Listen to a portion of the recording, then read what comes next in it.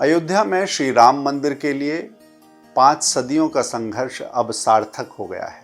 मंदिर दिखने लगा है, किंतु इस मंदिर की नींव में समर्पण, त्याग, बलिदान और सामाजिक चेतना के उद्घोष की अनकही कहानियां हैं। वो कहानियां इसकी आधारशिला, इसकी नींव है। पांचजन्य की ये प्रस्तुति इन्हीं कहानियों के नाम है। चिन्मय मिशन के संस्थापक स्वामी चिन्मयानंद जी विश्व हिंदू परिषद के पहले अध्यक्ष थे।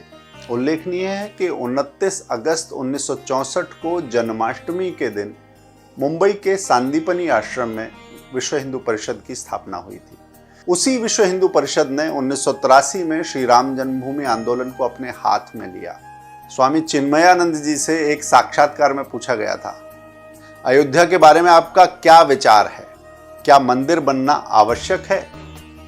स्वामी जी ने प्रश्न करने वाले से ही पूछा, जिससे मैं बात कर रहा हूं वो हिंदू है या कुछ और आप हिंदू होकर मुझसे पूछ रहे हो कि अयोध्या में राम मंदिर बनना चाहिए या नहीं?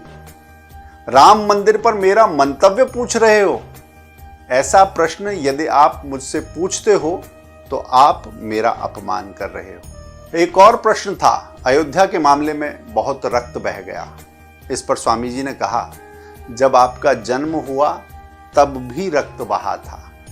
राष्ट्र का निर्माण और उत्थान रक्त से ही होता है और राष्ट्र रक्त में ही नष्ट हो जाता है। अयोध्या पर भी रक्त बहेगा, इससे ही मंदिर का निर्माण होगा। स्वामी जी न्यायालय के बाहर बातचीत से मामले को हल करने के पक्षधर थे, चाहते थे मामला सुलझे। ढांचा टूटने पर स्वामी जी ने कहा था कि जर्जर ढांचे को टूट ही जाना था। उनका मानना था कि तुष्टीकरण की नीति ही अयोध्या में मंदिर निर्माण के कार्य में अड़चन बनी हुई।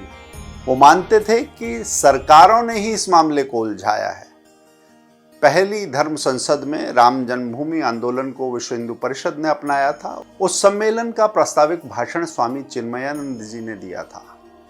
उडुपी के द्वितीय धर्म संसद में भी स्वामी जी ने ही प्रास्ताविक भाषण दिया था। जिन्होंने प्रास्ताविक भाषण दिया, प्रस्ताव रखा, भूमिका रखी, उस सपने को साकार करने के लिए संघर्ष किया। वो प्रस्ताव, वो सपना, वो सामाजिक आंदोलन, सारी स्मृतियां जैसे इस मंदिर से जुड़ी हैं, उसी तरह स्वामी जी से जुड़ी हैं।